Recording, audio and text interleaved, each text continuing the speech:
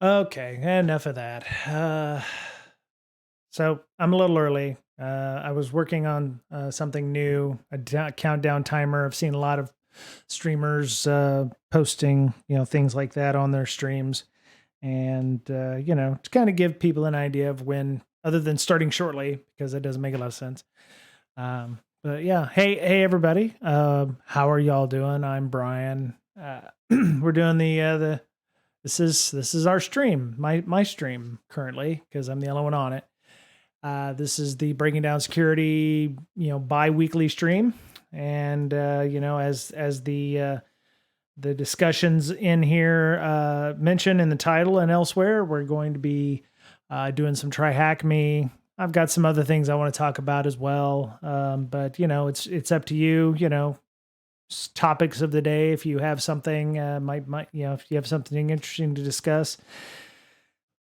Yesterday was a holiday for us U.S. Americans, so hope everyone enjoyed their Labor Day. I actually went camping again this weekend. The previous weekend before, of course, was InfoSec Campout, and so for for whatever reason, you turn right around and go back to the exact same place to camp that we'd been camping at. So it was nice time. It was good weather, just a little sprinkly, but not too bad. And hope everyone had a good time and was able to enjoy themselves. So, um, so I got this in my email. I'm not sure what it is. It says the longer you sub, the more you save, and it looks like if you subscribe to a Twitch streamer. Oh wait, let me maximize this a little bit. I don't know what Legion is. It's Lenovo, so I'm assuming it's computers and stuff. It's their version of like Alien Vault or what have you. So you get 30% off 6-month subs, 25% off 3-month, and 20% off 1-month subs. Longer the sub, the more you save on all sub tiers. Web only. I don't know what that means. So I'm assuming if y'all were to subscribe now for a long period of time, you get a discount. I have yet to try it out on one of the people that I support, like MT Taggart or Al Hazard or Black Sheep Cyber, or those. I'll have to go and check that out when they're online and see what's up with that. It says Legion is the world's leading PC gaming brand. It is not. Is it the world's leading? Is it? Everybody says they're the world's leading. It's like, hey, I'm in the upper right quadrant of Gartner. Everybody's in the upper right quadrant of Gartner, because how do you prove a negative here? So, so apparently you can go get some shit at lenovo.com/Legion.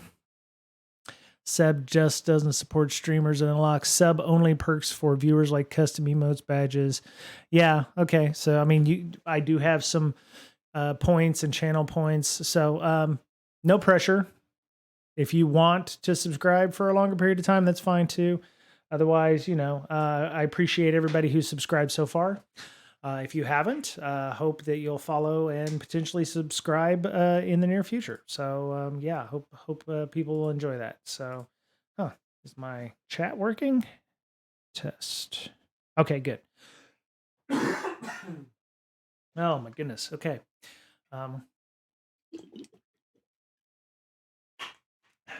Drinkies. Water. Anyway. So yeah, I think this also works if you're a subscriber like Amazon Prime, and then you decide you want to extend your subscription to, I think it says that somewhere in here. Yeah, Prime subscriptions when upgrading from Prime or gift subs, extending commitment, leveling up. I'm gonna go one further. It's not a contest, but if you, I have, hold on. Okay. So we didn't get to do the CTF at our InfoSec campout or the stuff that we were going to send out the games for. So I have a few things left over from InfoSec campout. It's not a clearance sale, for instance, but I have some stuff from Hack 5. I think I mentioned them on chat and on Twitter a couple times. But since we weren't able to do the CTFs, because somebody came down with illness and was unable to, get those started for us. If you subscribe at the tier 3 level, I will send you one of these for free. You just have to give me your your snail mail address and proof that that you did so. But also, if you're at the tier 2 level, I feel like a PBS ad. If you go at the $50 level, you'll get a director's chair and a tote or some shit. I don't know.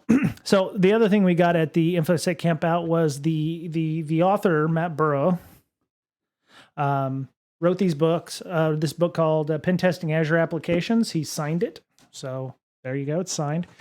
If at the tier 2 level, the first people who sign up to tier 2 level who want to get these books can also, I'll mail you these books as well. So just something to think about to kind of sweeten the deal if you want to do a tier 2 or a tier 3 subscription. We don't get any takers in the next couple months. We'll just, give them away via Discord or something like that. But this is a SharkJack. This is a KeyCroc, which is the smart keylogger, and a Packet Squirrel. So it's a tool for multi-tool for pen testers and system administrators. It's a captures man-in-the-middle attacks and remote access, made easy with simple scripting language. So there you go. And this is the No Starch book that Matt wrote. So you can go and check those out. So just a little something to sweeten the pot for the Well, hello, Clarity76. Thank you for being a first-time chatter. Yeah, so that'd be a tier 2 subscription if you want to put up a tier 2 subscription for a few months, or do a long-term subscription like a 3 or 6 month, and we'll hook you up with one of those if you want to do that. Matt's a good person. Actually, I thought about having him on the show. He works with Seattle Locksport, and he came out to InfoSec Camp Out with the Locksport Village. Looking forward to seeing if he'd be able to come on the show with us. He does work for a company deeply involved with Azure, and said that he should have no problems doing so since he kind of wrote the book. And he told me the story. He was like, when he wrote the book, he had reached out to Mark Russinovich, who, is no slouch in the world of IT. Mark Russinovich. So he's CTO of Microsoft Azure. Reached out to Mark Russinovich and said, hey, I'm going to do a book on Azure pen testing. And Mark Russinovich wrote back and said, hey, I think that's a great idea. So he went ahead and wrote the book. And apparently some folks got involved with regards to legal, and it's like, oh, who said you could write the book? And thankfully, he still had the email from Mark Russinovich that said, hey, yeah, go ahead and write that book. And, I think it's a great idea. And thankfully, he didn't get in too much trouble. So, but it was kind of cool to see that he was able to write that book and he was able to make it happen. So, but yeah, man, let me see. Yeah, September, I'm gonna have to go check that out myself over on one of my other Twitter subscriber friends to make sure that I've got that. Twitter's so Shared Security, thank you for following us. Driznak as well for following. Kroll_root, KROL_root, for following as well. Appreciate that. And yeah, so let me see. What do we got? New server. Oh, so I bought some more stuff. For those of you who follow us here on the Twitch and have subscribed, you must think I'm rolling in the fat loot, and I'm not. I don't have that. As a matter of fact, all of the monies that go into this for subscriptions or people who donate or support our Patreon or what have you, all of that goes directly to the IEF, which is our nonprofit, the InfoSec Education Foundation. Pretty much everything I do here, the laptop, the camera, the lighting, this fancy ass microphone for the podcast, I bought out of my own pocket. So, and I don't take any of the monies that come in. The infamous, actually, one of our moderators said I was batshit crazy and was surprised that that's actually a thing. but I don't actually take any of the money. And as a matter of fact, I'm so bad at it. I did not. The only thing for InfoSec Campout that we paid for out of pocket from the IEF was the venues themselves. So I'm really, really, really bad at running a nonprofit. I tend to just pull everything out of my own pocket. So, but just to give you an idea that I'm not taking any of the money pretty much that comes in. This is pretty much labor of love and education for everybody. So just a heads up for y'all there. And we're gonna things like the classes that we're gonna have, our malware analysis class, which Miss Tanisha, Cybersec Diva, is doing at the end of the month. Any subscriptions during that will go directly to the IEF, which will in turn go to things like scholarship opportunities or sponsors, for villages that may not have been able to happen at places. Diana Initiative and those that may not, may need a little help in getting themselves off the ground or helping where we can get people opportunities to do things. So just a heads up there in terms of that. So, so yeah, Clarity, I don't pen test Azure, but it does seem like it's something that I don't know a lot about. I may want to actually sit down and maybe thumb through one of these books here to see what's going on. So let me see what else. Oh, server. So to go back to it, I bought a refurbished Dell server, a tower that will have the ability to put a nice fat graphics card in it, because I don't want to say upgrading, but I'm running all of this off of a laptop, and if I didn't have the laptop cooler underneath, it would sound like a jet engine. And it's an i9. It has a discrete graphics card in it, which probably is why it's running so hot. But yeah, I have the. Where's the graphics card? Oh.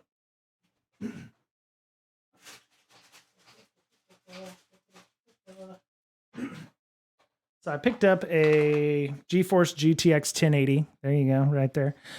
This is also refurbished. It was probably used to mine Ethereum or God knows what. But the idea is, I don't want to spend a fortune on a server. So the server is refurbished.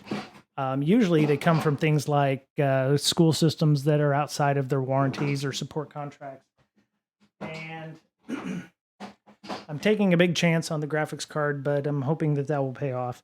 And yeah, I'm just trying to make it a little more simplified here, so that way, if anything, I'll have a two monitor setup or two computer setup for these things, and that way, have a little bit more horsepower and a bit more to play with and work with for that. So, let me see. So that's supposed to be coming, hopefully, according to Amazon. My server will be here tomorrow, and I'll be able to work on that. So source code. So I'm still interested in doing the source code reviews, manual source code reviews, which it's interesting. There's not a lot of, in my opinion, not a lot of, what is this? Talk amongst yourselves. Just got a Slack message from a friend of mine I'm just reading through.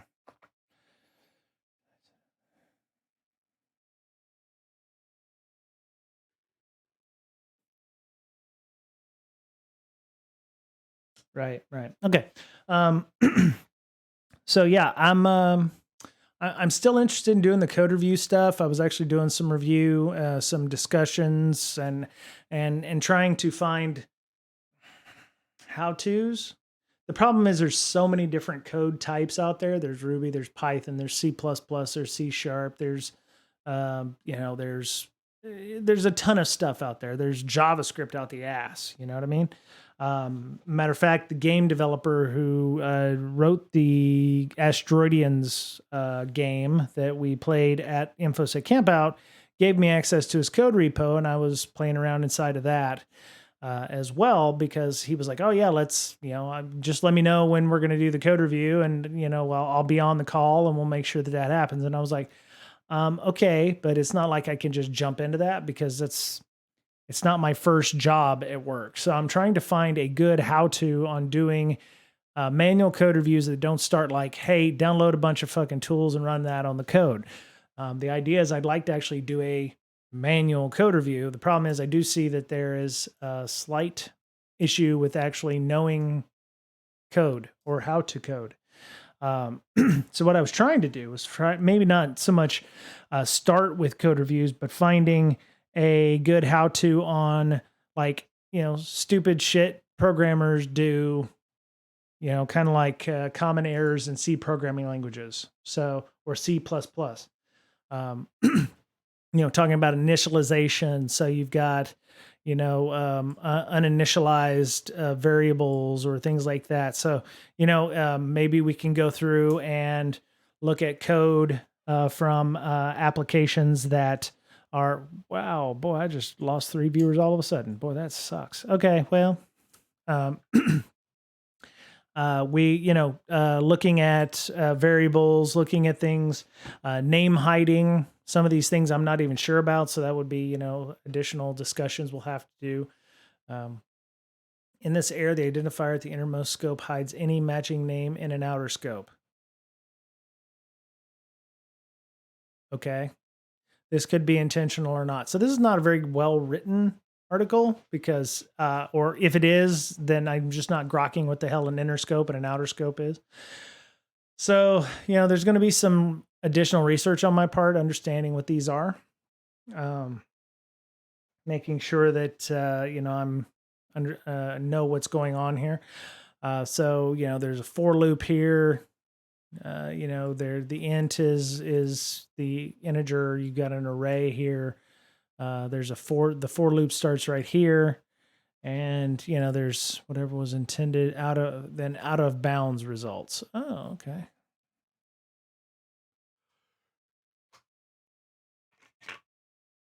So, we're looking at, we're going to be doing some research, y'all, and I hope you'll be interested to come along with me. Cause ideally what I'd love to do is to start getting into applications where we're contributing to open source.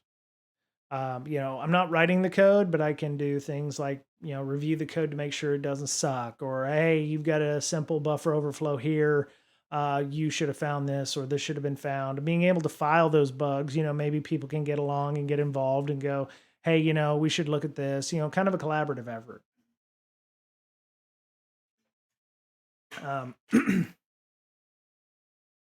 So ideally, yeah, that's ultimately what I'd like to do. Not sure if that's, we're going to be able to jump into that immediately, but I do need to sit down with Bamboy on our Discord and see if what's his availability like to join me on a stream via chat or what have you, and we'll go through and maybe review his code and see what we can find in terms of code, and then maybe move along to, say, a Node.js package or something like that we can find vulnerabilities in and work together as a group of people who are like-minded, who want to get on with that. Because I would love to give back to open source. It's just I don't write code, and it feels like I'd like to do that because I will be doing some of the code review kind of stuff in my job, but oh my goodness, sorry. I just want to, try to give back as best I can. So, and that'll give me more, more skills at work for doing various things. So, yeah, that's some things I've been looking at. I found this interesting. Some of these tips toward peer code review. Review fewer than 400 lines of code at a time. They say Smart Bear study revealed that developers should review no more than 200 to 400 lines of code at a time.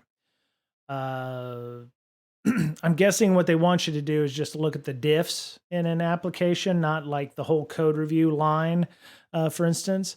They say the brain can only effectively process so much information beyond 400. The ability to find defects diminishes.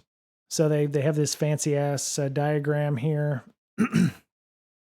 where oh fuck. All right, god damn you. All right. So it starts out really great, and then you've got, your effectiveness diminishes after a while, and must be one of these 10x engineers over here at the back that's finding bugs or finding defect issues or what have you.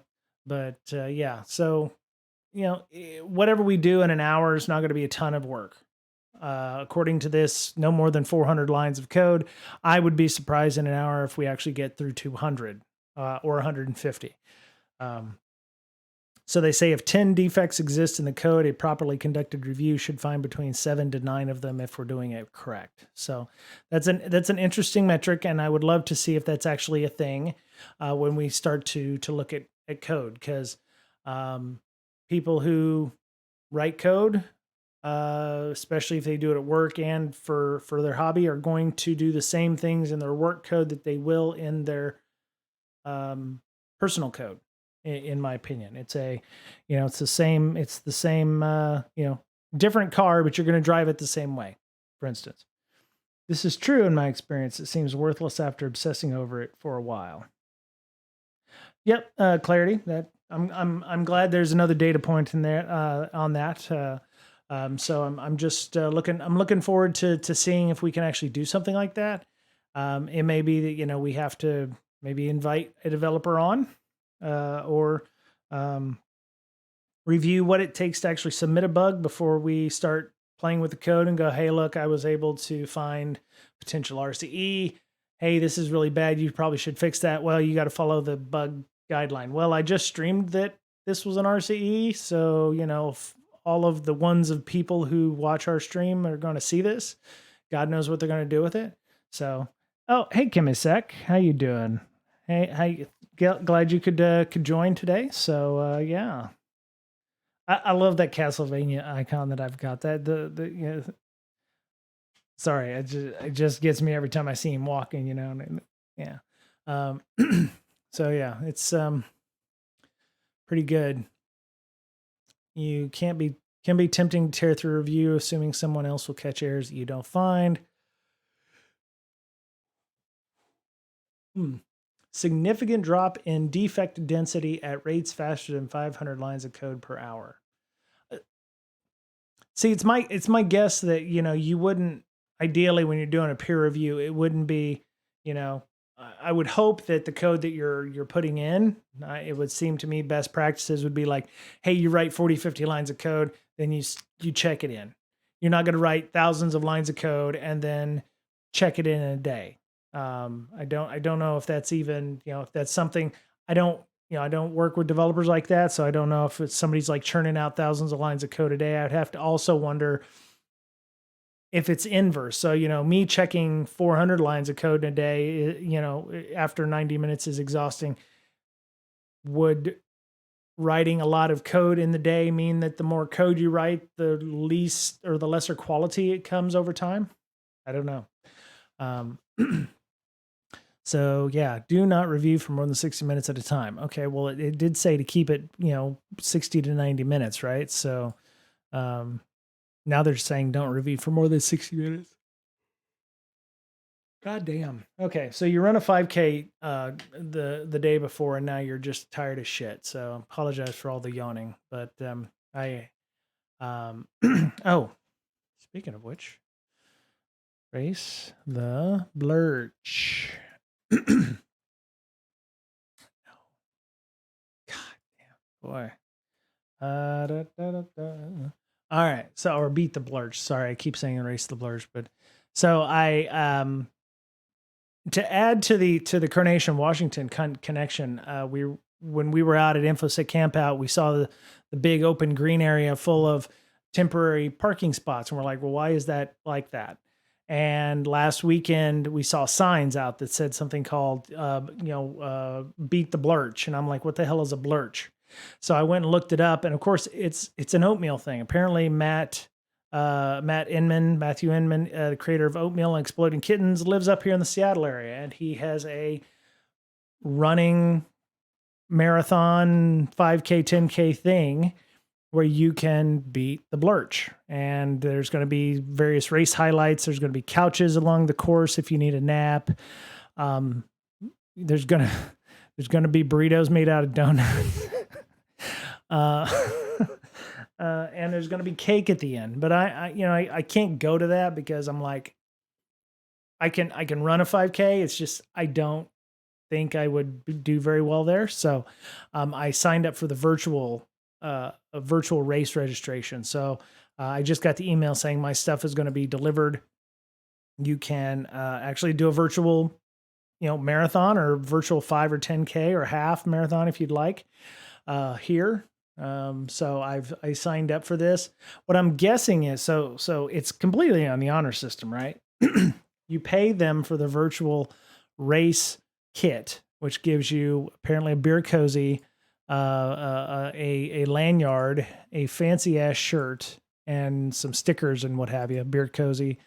You pay them $50, and then it's like it's virtual, so it's like, oh, the idea is you're supposed to send them the times once you got done running the 5K, but you've already paid the money for the race kit. So I'm like, okay. There's, for some folks, it'd be like, oh, I don't have to do that. I've already paid for it. So I've pretty much made a $50 donation to charity, but I'm going to get some cool stuff, and I'll probably send my stuff out. Oh God, that's disgusting. It looks like a fruit fly with. So yeah, I've got the stuff coming, but I probably will try to do the 5K. I don't know if I'll be able to do 10K or not, but yeah, they say 100% of the charities go to 100% of the proceeds go to charity. And it ships anywhere in the United States, so there won't be any international sales. But if you're interested, you can go and run a virtual 5K if you'd like. I think the idea is once you've done that, then you're supposed to send them the times for your stuff. I don't know what that'll get you, but it's based on the honor system. So you've made a $50 donation. If you decide not to run it, that's fine. But I thought it was kind of cool. I'm like, all right, well, I'll run up to that. So I ran a 5K yesterday, like about 30 minutes.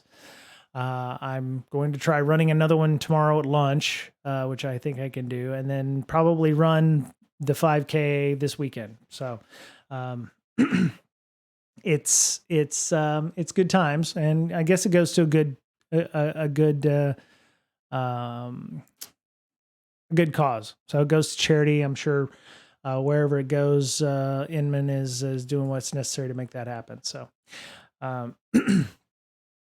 so authors should annotate source code before review. I have seen that happen a handful of times, including our game dev has actually done a pretty decent job of annotating what the source code does before it is reviewed. I actually believe source code review should be more along the lines of a collaborative effort. People talk about, restricted pen tests, how restricted they are, whether you're given full access with source code and what have you, or if it's like a gray box test or what have you. And then or you go on the assumption that you don't have anything to go on, and it's just like, here's a bunch of IP addresses, have at it. And I believe source code review should be somewhat of a collaborative process where you're inviting the devs in. You can ask questions. Hey, show me where your authentication mechanisms are. Show me how this thing works. Maybe run through and actually use the application yourself. And so, I'm hoping that that's something that we might be able to do with some developers, maybe not with all of them. And then it's like using checklists. So very likely each person on your team makes the same 10 mistakes over and over. So, especially with some of these packages that get a lot of commits, we should be able eventually to create a checklist of things. Hey, make sure you're doing X, Y, and Z. And that will almost like we're manually scanning them, but make sure that you're doing these things. We can look, oh, hey, you might even get down to where you are profiling certain developers and going, yes, here's 500 lines of code from, Code Daddy 555, and he always does this, or she always does this, or they always do these things. So we should be able to understand and profile in some cases, because we know that they're going to make the same mistakes or do the same things over and over again. I would say establishing the process for fixing the defects might be number one, because if I am doing a manual code review, I need to know exactly how to submit defects to the developer, especially if I'm going to a GitHub and running a pull or something like that, or not a pull, but a clone, and pull it, grabbing the data. I need to know how I can submit a bug report or submit those things. Fostering a positive code review culture. I I don't know anybody who would look down on peer review, but I guess there's some people who would assume that their code is completely bug free or is beyond reproach or something, and they might actually have issues with me going in and editing or looking at the code, and so that might be something to look at too. Also, I'm not a coder, so am I going to be required to suggest fixes? That might be something also that I'm going to have to handle. If it's like, well, I don't know how to fix this without, having an unauthorized, uninitialized variable or a buffer overflow. What should you suggest? What is your code? And I'd be like, I don't code. I just kind of throw shit over the fence for you to fix. So I'm not sure. I'm not sure. There might be some additional bits there. So, practice lightweight code reviews. Between email, over the shoulder, Microsoft Word, tool assisted hybrid types, there are countless ways to collaboratively review code. However, to fully optimize your team's time, a lightweight tool assisted process is recommended. Okay, so after all of this, when they're talking about peer review stuff, it's just like, oh, use tools. So it sounds like I'm going to have to find some open source tools for the various systems that I'm going to be using. Formal or heavyweight inspection averages 9 hours per 200 lines of code. While often effective, this rigid process requires up to 6 participants and hours of meetings, paging through detailed code printouts. Okay, well, okay. Well, we'll see what happens. If anybody has any thoughts or ideas on how to do this, if it's, how do you do code peer reviews or code reviews at your place? Is it because where I work, we have automated code reviews for certain process and then manual code reviews, which if you read the manual code review just says, hey, install these programs. I think I talked about this last week on the podcast with Mr. Betcher. The manual process is pretty much, you click the scan button. And I'm like, what is the point of that? So maybe I'm not doing it right. Maybe I have a different idea of what manual code review is, and I'm not hipping with it with the times and stuff. And that's maybe I need to figure out how to do it differently or more efficiently. But yeah, just thinking out loud here. So, so I thought I saw that there was a story about TikTok being breached. I have to go look. Let me see. Ransomware attack. Oh, that's what hit this morning. LA Unified School District has been hit by ransomware. Last thing I saw, they said the White House, federal government's involved because that's one of the largest school districts in the country. That's not a good time if you're a part of LA Unified School District. Service blackout over the weekend. It's now requiring all students and district employees to reset login creds. Any and all district accounts that use at LAUSD will need to be reset. Wow, that is a lot. Oh, and they can't do it online, so they're going to have to go in to the IT office and have it done. That's great. Awesome. That's not fun at all. That's going to suck. Okay. The attack, which is believed to be criminal in nature. No shit. Targeted the district's information technology infrastructure, email, computer systems, and applications. I would hope that they don't have a data center, like an old school data center kind of thing. I would hope that they're leveraging, the cloud, or something like that.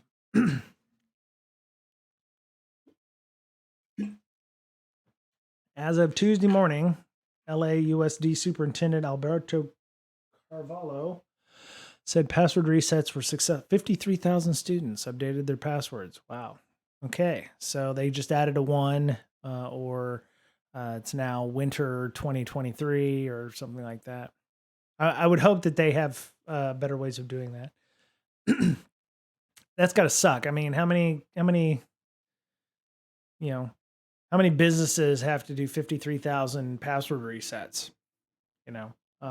Especially for whatever school systems that they're using, and making sure that those are being done across all of their, you know, educational systems, being able to log into things. There's a number of systems out there that are probably still not going to be working properly after this, so they're going to be spending a good portion of probably today working those items out. So, school districts expects delays and high demand to the network system while credentials are being updated. So you're going to have a lot of syncs, especially if they're not using Azure AD. It's going to be, if they're using a typical server with Active Directory on it, then it might take a little time and effort to get done. So maybe when I get my server in tomorrow, the Friday stream will be me doing surgery on it to put the card in and booting it up. I would really like to run Linux on it. The problem is NVIDIA's drivers kind of suck for Linux, and I want to be able to use it like I'm using my discrete graphics card right now to be able to do NVIDIA encoding, to be able to encode the video that is being used right now, so that it's a lot quieter and it's more capable. So we'll see what happens, but maybe I can do surgery on my server while I'm sitting here. So. I thought I thought there was a TikTok breach too, but it was currently under, let's see, Samsung. Oh, Samsung denies Social Security numbers were involved in their breach. Okay. Samsung has denied hackers stole customer data sets and included Social Security numbers. The Korean technology giant published a notice ahead of the holiday weekend notifying customers their US-based systems were hacked in late July. Oh, great. Company's security team discovered on 4 August that customer data affected, and they hired a cybersecurity firm in dealing with what? They hired a cybersecurity firm in addition to contacting law enforcement. Okay. Yeah. Why did the company have access to, what did they need credit card or social security numbers for anyway? I don't remember giving Samsung my social security number or credit card information. They say was not breached, but they want you to check your credit score anyway. I'm wondering if they're pulling that information. They get your credit card when you buy anything from the Samsung store. It's true. Took them almost a month to reach out to their users. Yeah, that's rough. Yeah, don't know why they would have our social security numbers, but if you've been notified potentially, go check that out. So Samsung, why would they have our social security numbers? That doesn't make any sense. Data associated for sale on dark website. Maybe they don't have. Did they say they? It says it collects. Oh, okay. So company said it collects information like social security numbers to help deliver best experience possible with products and services. That is some bullshit. Really.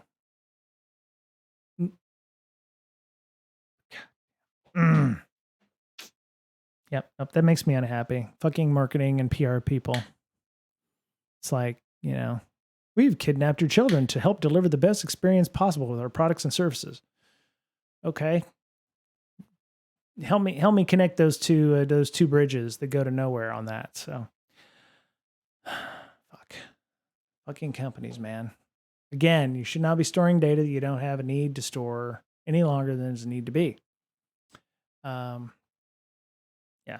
Okay. So TikTok.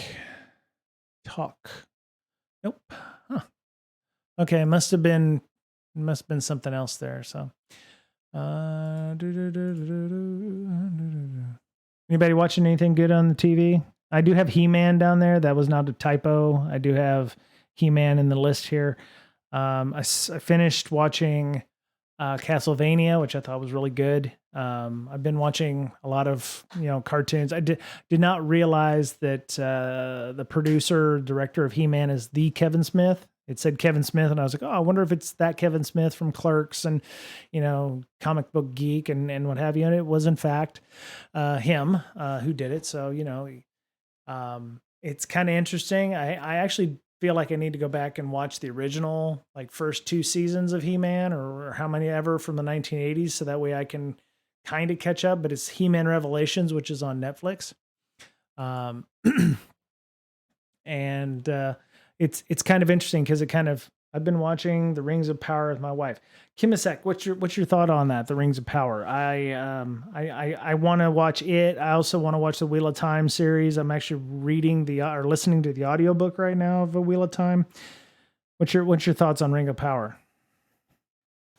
Manic Shock. All right. Thank you so much, Manic Shock, for following. Oh, awesome. My little alerts worked. My alerts work. It still gets me every time I see that. So,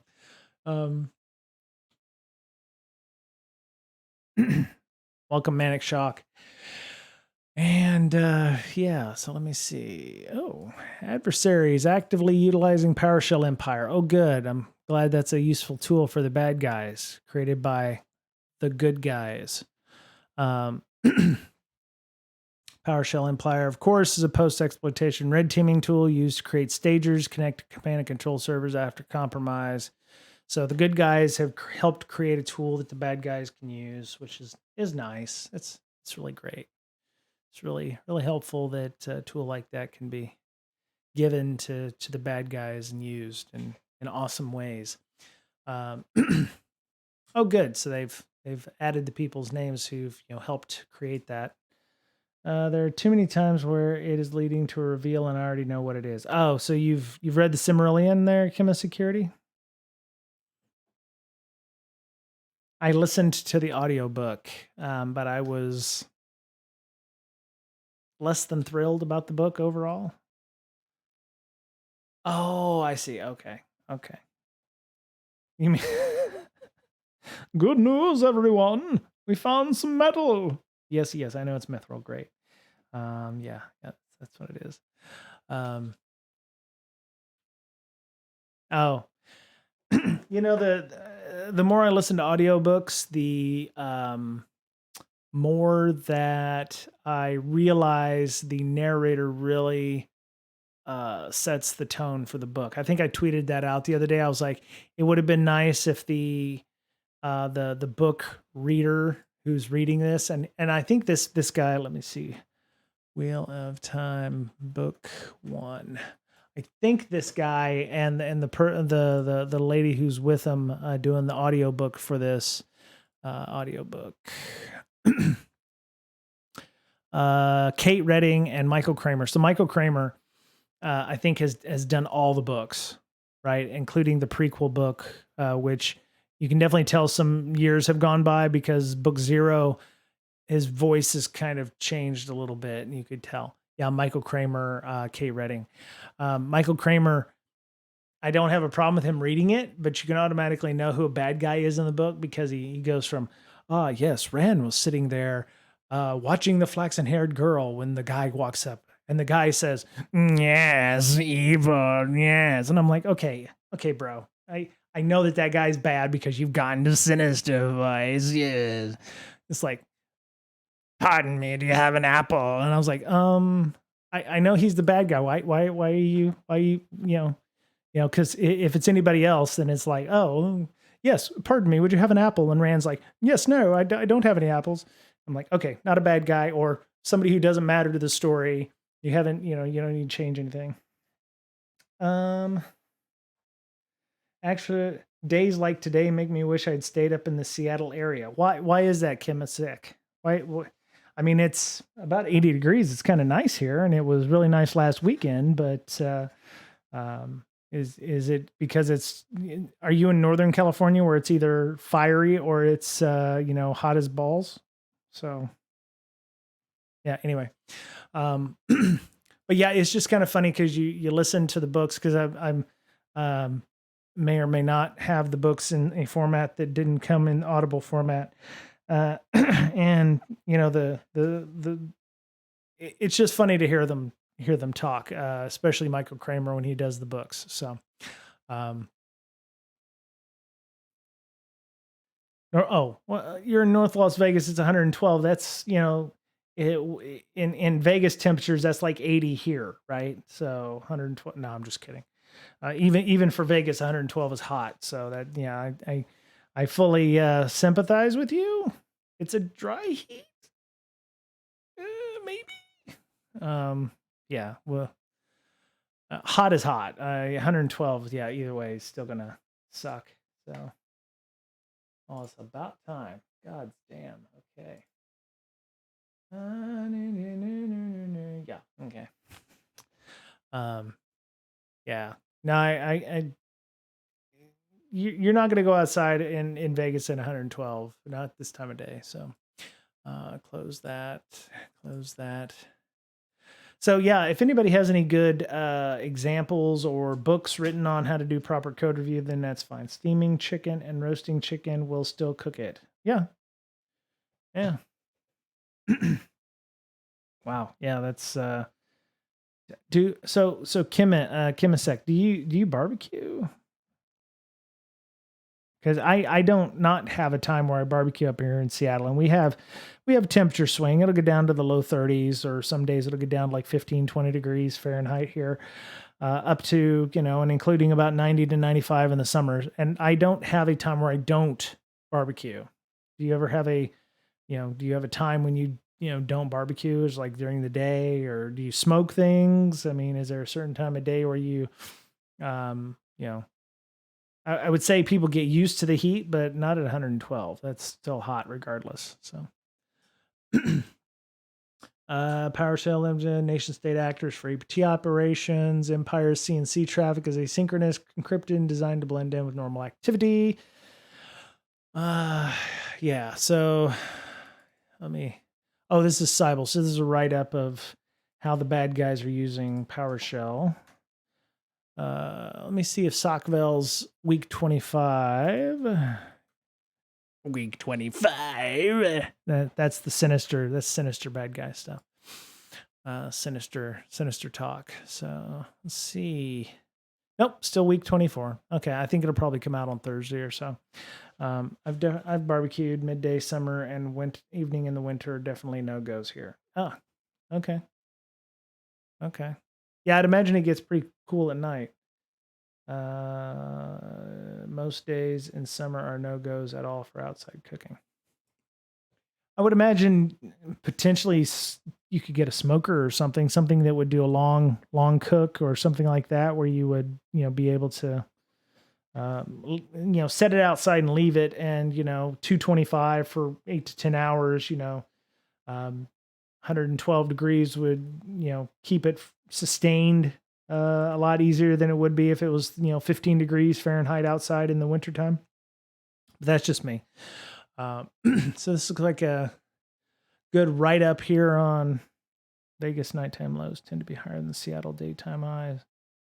That's fair point. I would imagine even at like midnight, it's still 80, 85 degrees there. So they have various stagers for PowerShell Empire. So yeah, you can go check that out. Cybele does a pretty good write-up. There's definitely some IOCs here. Looks like you got some browser agents and URLs for communication.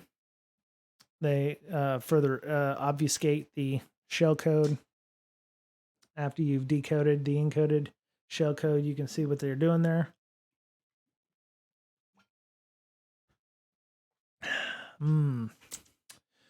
It's more sunrise temperatures, midnight still 90 plus. Yeah, I had a friend of mine lived in Arizona back, let's see, 2015, 2016. He was taking his dog out for a walk in booties at midnight, because poor dog had to go to the bathroom, and it was still like 100 plus degrees. And he thought, well, it's just time to get the hell out of there. So he ended up moving to Virginia of all places. And I was like, ooh, that's a different kind of hot. So, yeah, They were, but he's like, it's a lot nicer than the 115 degrees that it was the summer before he left. Oof. Yeah, no, I can't do that. I mean, I have air conditioning here only because, we have fires sometimes and the air quality sucks. So we're hooking that up. So we had to get air conditioning a couple years back. So ransomware detected in your dealership. What's next? Farm equipment. Really? Farm equipment with ransomware in it, huh? 4 years removed from Russian attack. Sinclair Tractor finally shares how it got through a ransomware attack. During a recent conference call with Farm Equipment, Bob Sinclair, CEO, a John Deere dealership group of 16 locations, discussed cybercrime committed against his company. Below, in his own words, Sinclair shares details that could help other dealers realize a ransomware attack could happen to them too and how to prepare. I would imagine for folks like farm equipment companies, why would they want to attack us? All we do is sell tractors. 4 years ago, we got hit. Russian software administered by North Korean state-sponsored terrorists shut down our entire system as corn harvesting was happening. Going back to paper and basically rebuilding everything was a challenge. It didn't pay the ransom, didn't hurt us a whole lot, but it was a big challenge. Okay. Every server in our organization had to be rebuilt and replaced. Some stuff we didn't get back. We got back all our financial transactions, parts inventories, and working process, and some of those. It was just something that came out of left field. It was very challenging. And so from that, we've absolutely upgraded what we're doing. Okay. Well, that's pretty cool. Insurance. We had insurance, but it wasn't very good. At that point, our insurance company didn't know much about it. So I can see that. They're, farm equipment companies are probably dealing with more of a traditional attack, like you have 16 stores, they get hit by a couple of tornadoes, you lose a couple $1 million worth of farm equipment. And, never mind the fact that the computer systems probably have much more valuable stuff on it. And, they don't know how to insure that kind of stuff. So Kimisek says, in the year and a half I lived in Seattle, I only had a 1-room AC unit because I was taking care of my elderly father, and that unit was in his bedroom. That heat wave last summer in Seattle was hell. Yes, it was. That was in June, I think, when we hit 117. So if we hadn't had our air conditioning, we would have been sucking. Our poor kitties would have been unhappy as well. So, but yeah, we dodged that bullet where, we had several days where it was 110, I think. 110, 112, 100, 117 out at our house, and then it got better. So, after that, 80 degrees felt downright cool. So it was, because that was 30 degrees cooler. So you can definitely tell. So, Cargill, yeah. Okay. So He-Man, not to belabor that point, pretty good. Kevin Smith seems to be doing very well with it. The Castlevania series is pretty good too. I'm waiting for Nocturne, which is the update with Richter Belmont. If you've ever played the Sega version, Rondo of Blood or whatever from Sega Genesis, that's the version before that they call out in Symphony of the Night. When Alucard comes back and is jumping through the castle and all that. But yeah, it was a good series. So go check that out. So I was just poking around through some of these areas. Apparently I've lost all my standing because I've completed a room, but I don't have a 2-day hacking streak. So I was poking around and try hack me. Verizon sucks. Stream buffers every 5 seconds, but wanted to say hi. Digital Warhead, what are you doing on Verizon? Are you on the fiber, or are you like using your phone? Hey everybody. That's Brack. That's Brack. He's my boy. He makes me happy. Triplexity. Hello, Triplexity. How are you? Oh, okay. Triplexity, thank you so much for Thank you for subscribing again for the 6th month in a row. That's very, very helpful of you. Thank you so much. Um, yeah, all is doing very well. Thanks to folks like yourself that show value for value. Digital Warhead, Verizon 5G. You know what? I had 5G down at InfoSec Campout, and I could not get that stream to work for very long. When we were trying to do MT Taggart's stream at the site, it just wasn't very good. I don't know what the hell was going on with our 5G there, but it's one of those things. I wish I could have downgraded to 4G, so then I could have maybe the 5G's overextended in that area. I don't know what was going on, but yeah. Yeah, thank you so much, Triplexity. So for those of you who got here late, here you go. They have this September thing. You know, I had Verizon at one time, but it was only on 4G, and then I moved to Google Fi because it was cheaper. So, yeah, I was a Verizon customer for about 15 years too. I actually found Google Fi was really good in Europe. It was like seamless. You didn't have to worry about, things like, trying to figure out what countries you were going to be in or whatever. But yeah. So for those of you who arrived a little late, if you are interested in subscribing to a higher tier of support in September or whatever, they're actually doing a discount kind of thing. I do have some stuff from Hack 5 that we were supposed to give away for prizes for the InfoSec Campout, but didn't get around to it. So if you, this is like the PBS thing. It's like, now word from our sponsor. If you subscribe at tier 3, I'll give you the choice of one of these 3 items. And Matt Burrow, of course, did the pen testing Azure applications. I have 3 of those books. If you subscribe at a tier 2 or something like that, I'll send you one of these, snail mail. So you just have to send me your address or whatever via Messenger or something like that. So just kind of sweeten the pot if people wanted to up their support to the higher tier levels of those. So yeah. For the person who just whispered to me, it's a SharkJack cable. It's a SharkJack cable. It is a KeyCroc smart keylogger, and it is a packet squirrel thing. So wait, no, there we go. Packet squirrel. So you can, post exploit all of your packets or whatever's. So yeah.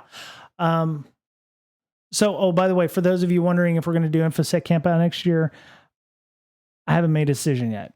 I have ideas on how it might be done that might not include me. But we'll talk a little bit more about that in the Discord. If you're interested in potentially coming to a conference that is an outdoor conference, GG, you can join the Discord right there. Make sure that you click OK and accept the code of conduct, or we'll probably kick you in a couple days. Yeah, I'm thinking about how we can do InfoSec Campout next year. With me just, barely leaving the region. And I know that there's a lot of people who found value in that conference, even if it wasn't TourCamp or a B-Sides or what have you. So just a nice chill atmosphere, and we're going to work on that. Your thoughts on doing an OWASP Zap setup stream? You know what? I don't have a problem about that. If you're talking about like what our friend talked about in his second talk at the conference, I would be all in on that. As a matter of fact, I believe he shared. Did I share those slides with everybody? I did with one other person. Copy link. There you go. I believe that will work for you there, Digital Warhead. The slides, if you're talking about the transition from burp to zap. Yeah, you know what? I would like to do that too. I think that there's a lot more to offer from Zap than there is burp, and I think the Android, what was it? Hacking Android, or the Android hacker talk that we had kind of showed that. Zap has a different way of handling web requests. Holy shit. Oh, Triplexity. Oh, thank you so much. Okay. Triplexity, you're gonna have to get with me if you want one of these. And we'll make one of that happen. Holy shit. Thank you so much for that. Tier 3 support. Wowzers. Kim. All right. Well, 2 of the 3 of these are now gone. Holy shit. Jesus. Yeah. Triplexity and Digital Warhead. So Triplexity, the Packet Squirrel, Key Croc, and the Shark Jack. So I'll let you go to Hack 5 and figure out what those are and which ones you are looking for. And first come, first serve. So Digital or Triplexity, you can message me on Discord or what have you. But it's, if one of you want the Packet Squirrel and the other one wants a Packet Squirrel, the first person to say dibs is going to get it. So there you go. But yeah, thank y'all both so much for the support there. I do appreciate that so much. That's great. And as I said previously, I'm not keeping any of the money. It goes to our nonprofit, and I do a really poor job of managing the nonprofit because I don't take any money from that or anything. So, I'm sorry, Kimisek, and sorry, Digital Warhead. But yeah, I do appreciate that, Kimisek and Triplexity. We'll make that happen. I apologize for the miswording there. So, all right, let me go find some stuff to do for the next 30 minutes here. I would love to see.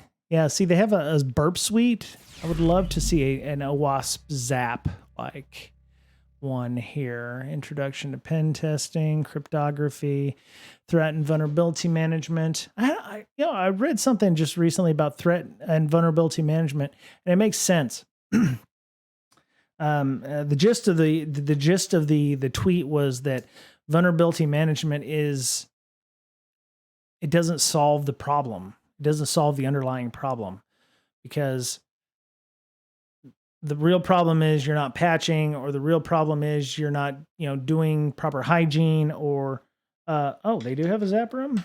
Okay. Digital Word, thank you for the bits. Oh my goodness. Zap, huh? Okay. Zap. There you go. Oh, okay. Introduction to OWASP Zap. Okay. Oh, and I do know that actually when I downloaded OWASP Zap, I think they have some videos on their website, because it looks like they're trying to go legit with this. I mean, it doesn't look like this looks almost like a professional website. If you go to what used to be like OWASP before, their websites were kind of a hot mess. So you can, I believe, yeah. So there's intro to Zap, automating things with Zap. We've had a couple of people on who've talked about how they use Zap to automate their web app testing through scripting and automation processes. And they have their own marketplace with various tools like scanners, advanced SQL injection using SQL Map, derived from SQL Map, Ajax Spider, alert filters. You can view all your notes. They have a ton of not as many obviously as Burp Suite, but dibs on the Packet Squirrel. Okay. All right.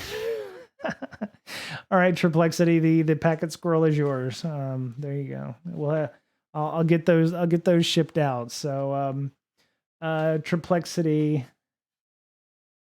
Okay, so I have the Key Croc and the Shark Jack.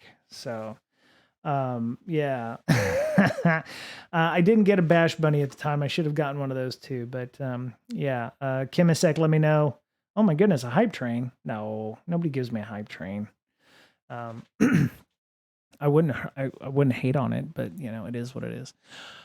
But yeah, all this is free. So, I mean, it's amazing the work that they've done to make that happen. So, but yeah, so yeah, we'll start the machine benefits.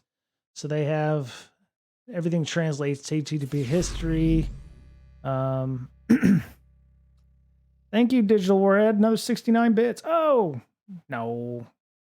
Nope, I didn't get it. I don't get hype trains. I don't have enough people watching or listening or doing whatever. So, yeah, it's all right though. We'll get there one day. We'll get there one day. Packet squirrel. Perplexity, thank you so much for the bits. Thank you all so much for the help and the support. Let me see. An OMG cable already. Okay. Yeah. It's not the first time I've actually bought some of their stuff to give away. I used to do it at an anonymous gifter. Thank you, anonymous gifter. Oh no, y'all started a hype train for me. You know, what would be fun is if I had more than 4 viewers, they could do. Perplexity, you can gift anonymously to get a hype train via 2 people. Don't ask me how. I know. Oh my goodness. Now, y'all remember, donate responsibly. Don't, be able to make rent, be able to make rent and shit this month, before you go and do all that. So, history, scope is context, interceptor is break. Okay. BREAK, not to be confused with, repeater is request editor. Okay. Intruder is fuzzer. That makes sense. Spider is same. It's the same.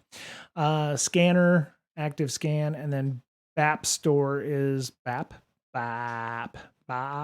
store is add-on marketplace. Okay, that's pretty good. Appreciate y'all doing that. If I had more than 4 viewers or being able to get a hype train running, that would be a lot of fun. So, man. Okay. So I very much appreciate everybody who's trying to get us up to level 2, but yeah, don't break the bank doing so. I do appreciate all of the support and the love and the admiration. So, there are far better streams out there than this little piddly one that could be using that. So I do appreciate that. So, all right. So OWASP ZAP stands for. I didn't realize ZAP stood for something. ZAP stands for ZAP.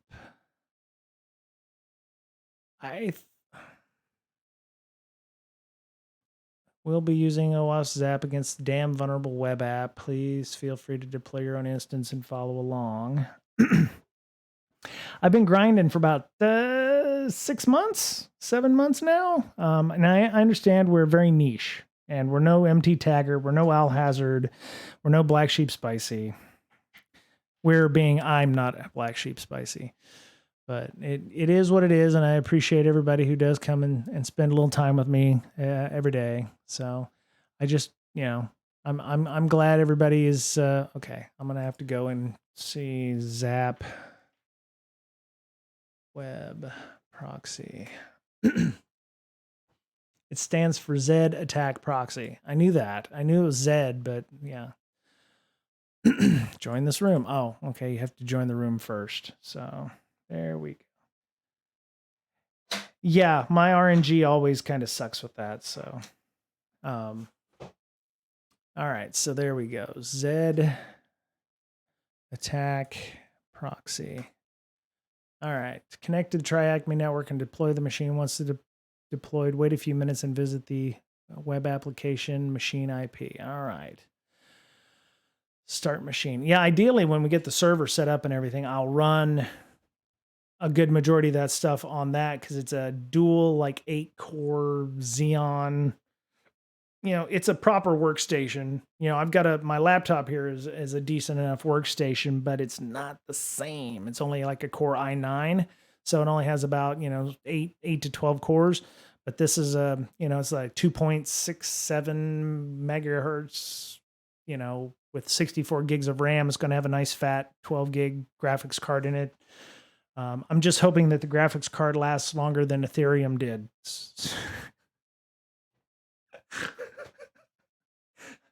Oh God, I didn't actually mean that to sound. Oh, okay. Goddamn. Oh, just throwing some shade on cryptocurrency again, ain't I? Um, okay, what am I doing wrong here? Let me see. Start attack box. Um,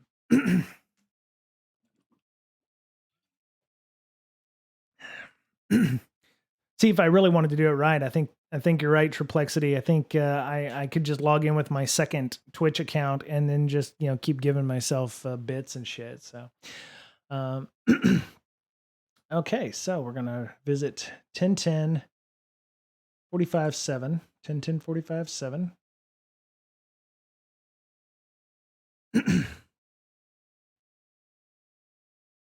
Oh wait, I can't do that from there. So shut that off. There we go. No, that's okay. I'm just glad y'all, you know, even started a train. I think it's only like the second time in 6 months I've ever had a hype train. So your machine is initializing. Come on.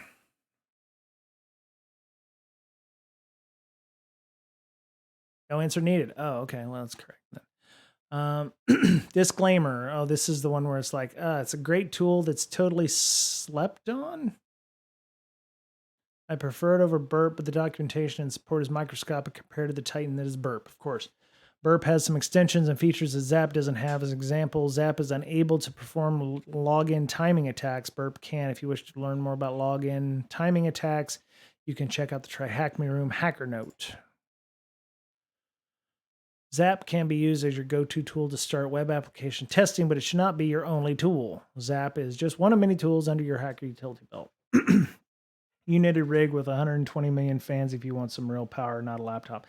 Well, so digital, the reason I got the laptop was the idea that it would be mobile, so I could take it with me to conferences and do streams and stuff. And once I got back into things, and so far my travel has been kind of somewhat limited with regards to the conference thing. So and plus I've had a laptop forever, so having another desktop just feels kind of weird. um but yeah, I mean, I do have a mobile rig now that I'll have, which is laptop, which I'll still continue to use on a regular basis. I have like multiple GoPros. So I have at least 2 GoPro 8s. Again, I told you, you're not paying for any of this. I bought all this shit myself because I'm stupid and I don't know how to run a nonprofit properly. I'm definitely non-profiting, you know what I mean? So I'm not profiting at all. But then it, allows me to do whatever I want to do with the stuff that I've bought. And then it's, oh yeah, I want to do that, as well. Um, but yeah, so, okay. No answer needed. I know that OWASP has like videos.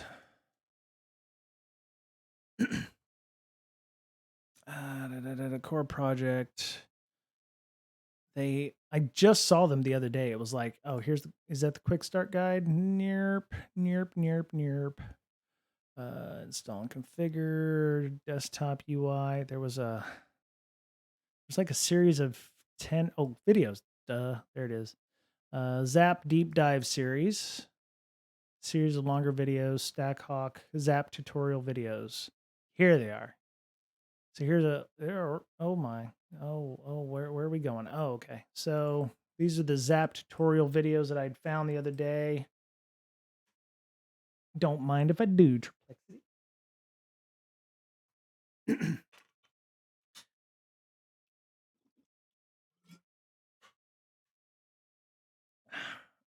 Nah, no digital warhead. Nah, no worries. Yeah, I'd actually bought the piece of shit that I have over there, but I realized it wasn't a full size tower, so I couldn't stick that kind of graphics card I showed everybody earlier in it.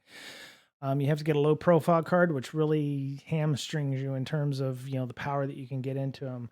So yeah. But yeah, here's a lot of videos going through with scripting, setting up a dev environment, report generation, authenticated page scans. Each one of these are about a half hour long. So if you run them at about 1.5 speed, you should. Oh, some of these are shorter, so you'll be able to zoom through them pretty quickly. Oh, there's one that's about an hour long. Simon Bennett's is. I actually tried to get him on. Unfortunately, and actually this was years ago. Very busy person, wasn't unable to make it at the time. But um, you can definitely subscribe to that if you'd like, um, and check out those videos. But yeah, I would love to set that up and run through OWASP Zap, damn vulnerable web app, which is what we're going to run through on some of this, and make that happen. So, damn, I thought I was. And oh, sorry, Super Lolly. Glad you can make it. Uh, it's okay.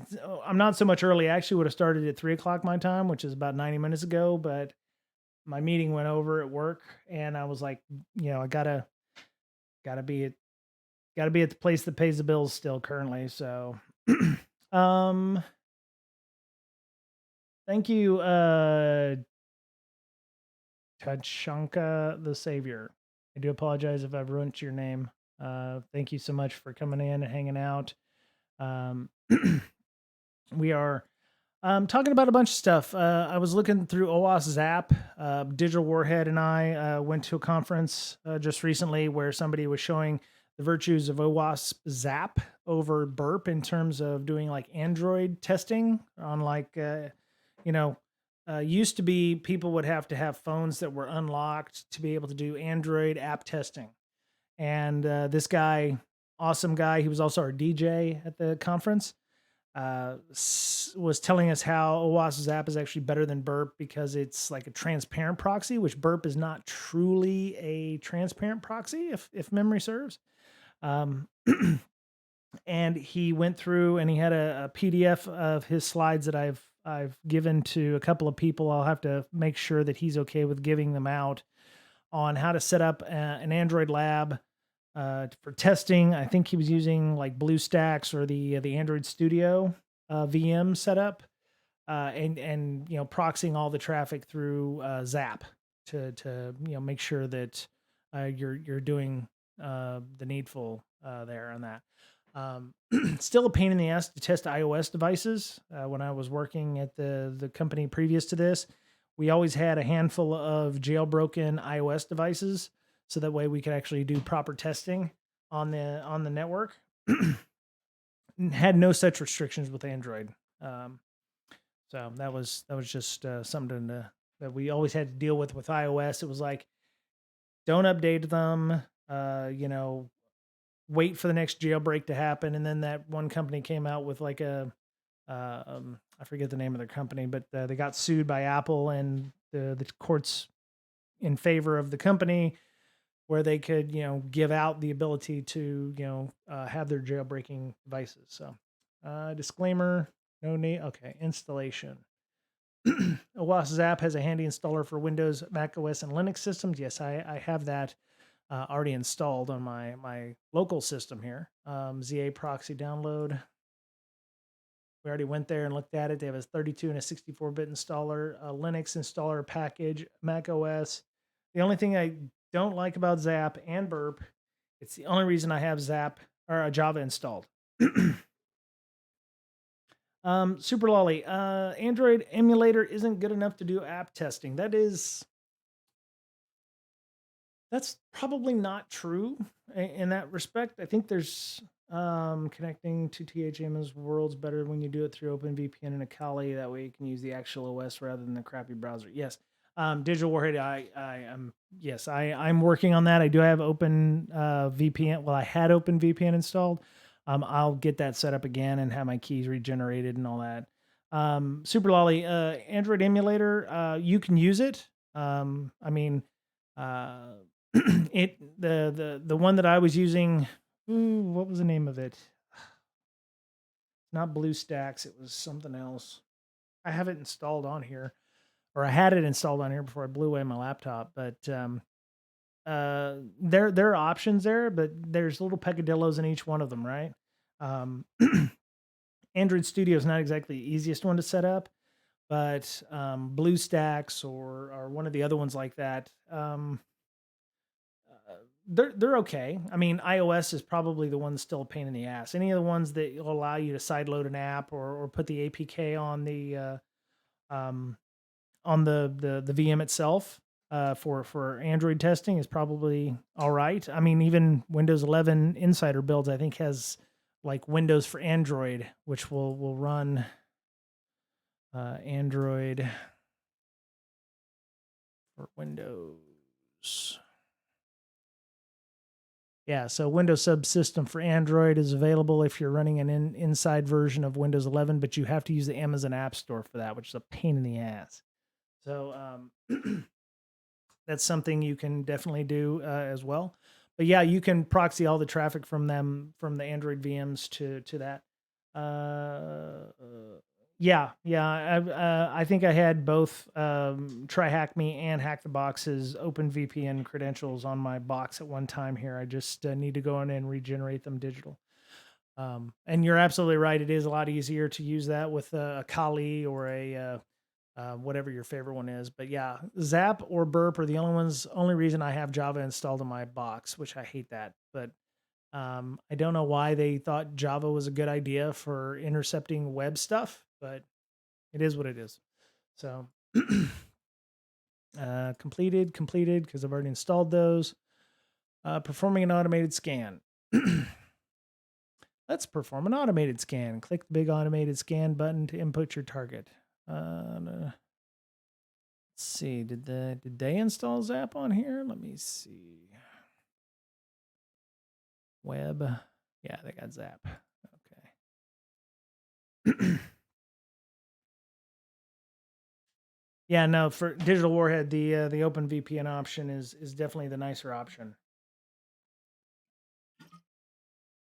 Which is something I will do if we continue to do this. There it is. This isn't the latest version, is it? Yeah, they're on 2.11.1, so this is a little bit older, but the UI should still be the same. Yep, you should regenerate and install in your browsers. Session persistence is a paid feature in Burp, so they have it automatically in OWASP Zap. So I need to set up OpenVPN for this. I use the browser, but some tasks ask you to download a file and do analysis on it. Can't do that browser based. Yeah. Yeah. Anything you do inside the VM here will go away. So yeah, especially if you're doing the forensic stuff. Of course, yeah, you definitely don't want to be downloading strange files from websites just haphazardly. So yeah, having a VM or having a sandbox of some kind, something with snapshotting. I've heard that VMware's gone to shit. What's up with that? Somebody I was reading online. Everybody's like, "Oh, you should use Proxmox. It's so much better." And I'm like, "Why? I've got VMware Workstation." They're like, "Ugh."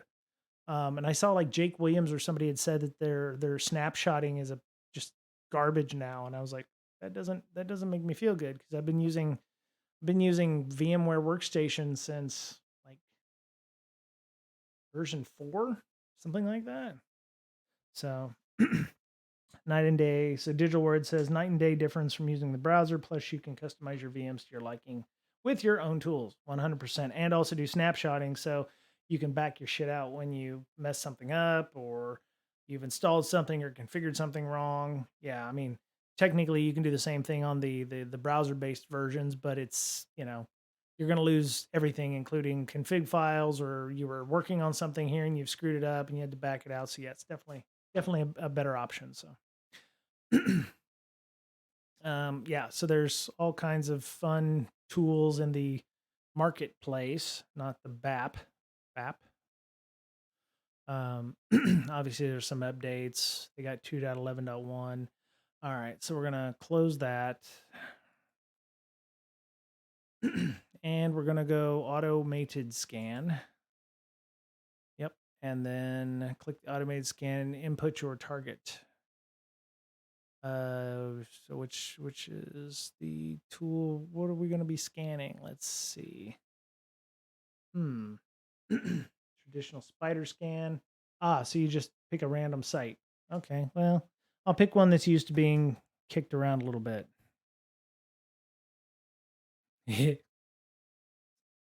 Not my VM, not my website. So, uh, performs automated scans, both passive and automated scans to build a sitemap and detect vulnerabilities. On the next page, you may see options to select either use traditional spider or Ajax spider. Traditional spider scan is a passive scan that enumerates links and directories of the website. It builds a website index without brute forcing. This is much quieter than a brute force attack and still can net a login page or other juicy details, but it's not as comprehensive as a brute force. But yeah, it's not as noisy. So, if you're trying to go low and slow, that makes a lot of sense. The Ajax Spider is an add-on that integrates in Zap a crawler of Ajax-rich sites called Crawljax. You can use it in conjunction with the traditional Spider for better results. It uses your web browser and a proxy. The easiest way to use Ajax Spiders with HTML unit. Okay. To install HTML unit, use the following commands: sudo apt install libjenkins HTML unit core.js Java, or whatever your favorite package manager is. Emerge or God knows what. Or if you're one of those Gen 2 people, you're going to be spending hours building it from source. Apologies to the 6 people, one of or 0 of which may be using Gen 2. I don't know. Then select HTML Unity from the Ajax Spider dropdown. Both utilities can further be configured in the options menu, Alt Control O. Example of scan output. So there you go. Looks very similar to this. Almost reminds me of the UI for the browser when you right click and inspect. You're using view page source. No, that's not it. God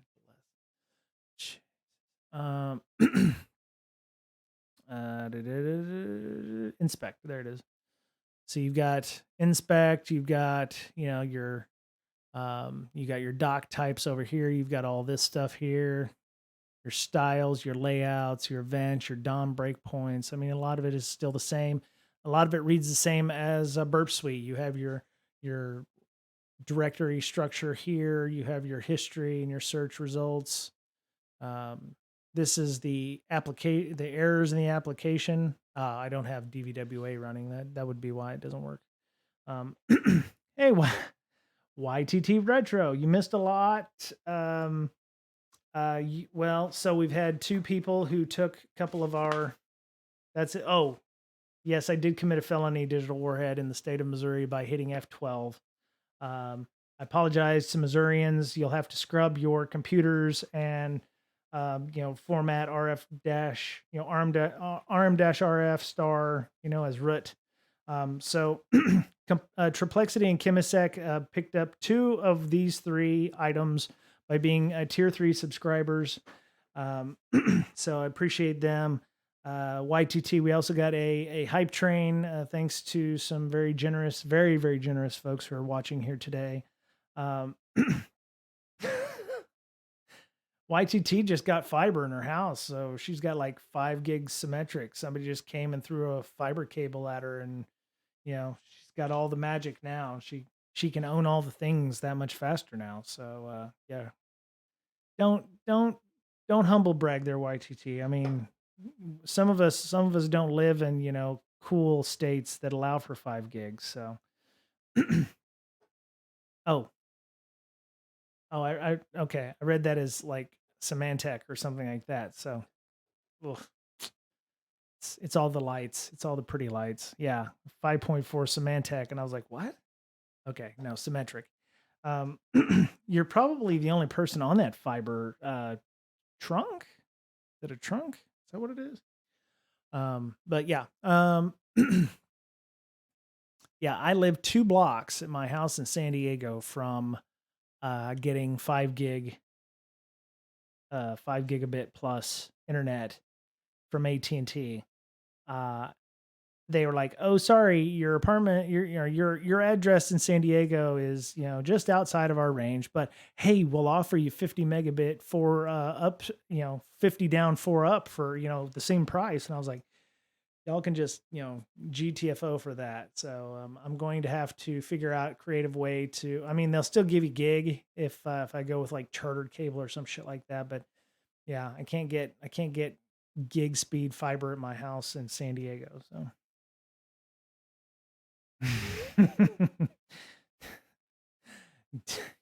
100% digital warhead. I don't live in a cool place either, and I'm just 30 minutes outside of Seattle, so I can't get fiber at my house here either. So, um, but yeah, so digital warhead, I fully agree with the OpenVPN, which I'll set up because I did the reinstall of this laptop, I think just after I got back from vacation. So I was still, fixing a bunch of stuff, but I do also want to go through some of the Zap, tutorial stuff on this. So I do want to take the time to run through some of these items.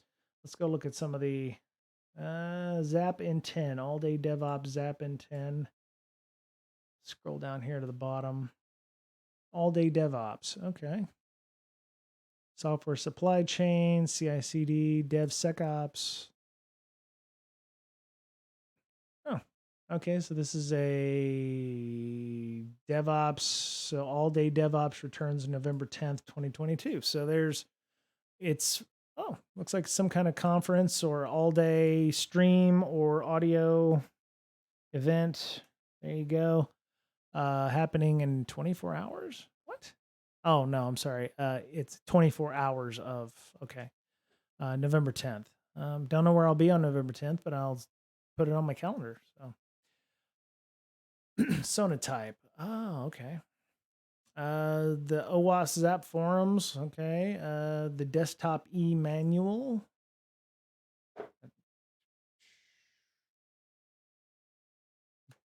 Digital Warhead. I detonated the WannaCry ransomware on a Windows 10 VM last week. Pretty fun stuff. That sounds fun. What was your experience with that? How did you get it to detonate? Did you have to install software? Did you just say, run WannaCry.exe?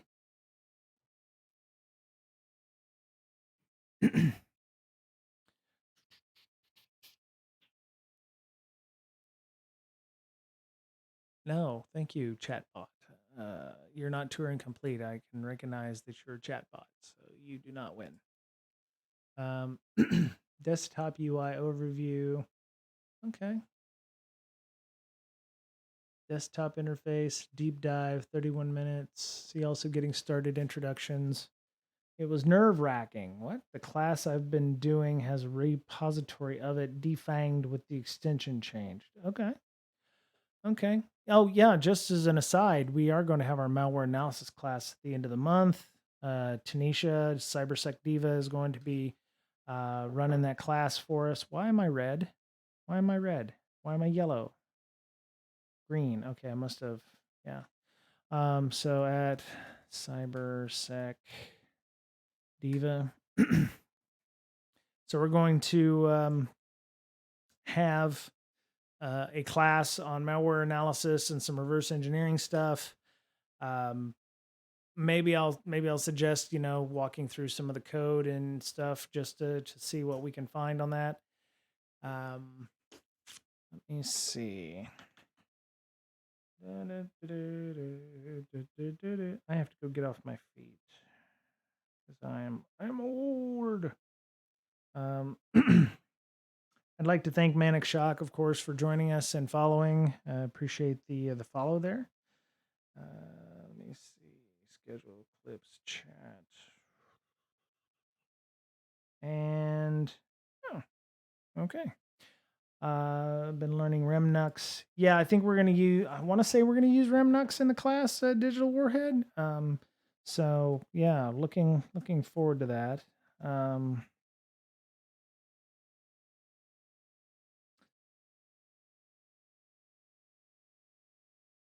Okay, so I'm going to go get off my feet. I'm going to get ready, set up some OpenVPN tonight. We'll be on our Discord, so discord.gg/breaksec. You can hang out with Digital Warhead and Chemisec and Super Lolly and all the folks. For those two folks that hooked us up with tier 3 subscriptions, please reach out to me. bds.podcast@gmail.com, or you can DM me on Twitter at Brian Break or Breaksec. or if you're on the Discord, just join the Discord and hit me up there, and I will get your mailing addresses and we'll get those shipped off to you toot sweet. So otherwise, I'm back when I was your cage. Yeah. Kimisek, you're reading my you're speaking my love language. So, but yeah, I'm gonna go sit down. I'm gonna get ready for dinner, and I'm glad everybody was here. We'll definitely get back into some of the Zap stuff. I'm gonna continue researching the code review stuff. I'm trying to find a good candidate. If you know of a good application that's looking for code reviewers, that'd be more than willing to entertain a poor idiot like myself trying to learn new things in the world, reach out to them and say, hey, this guy wants to, support your project for, with help. So, um, would love to sit down with them and talk about how we can help their stuff. So, I am Berber Prime Kimmy.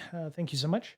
Yeah, and I'm gonna go and I'm gonna raid Al Hazard. So hope everybody will stick around at least to give Al Hazard some love. So we're gonna go and hope you have a great night, and we'll talk to y'all soon.